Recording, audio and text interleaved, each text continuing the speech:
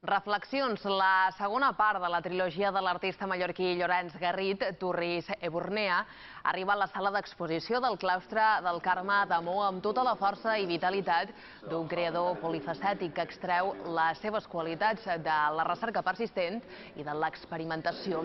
Tot plegat per reflectir una bona dosi d'imaginació i d'energia als paisatges interiors dels Penyals, els roquissars i les cales de les Illes Balears. Ho fa emprant una tècnica mixta de muntàleg que ja s'ha pogut veure en les seves imatges dels paratges de la Serra de Tramuntana que han viatjat per l'arxipèlag i per la península.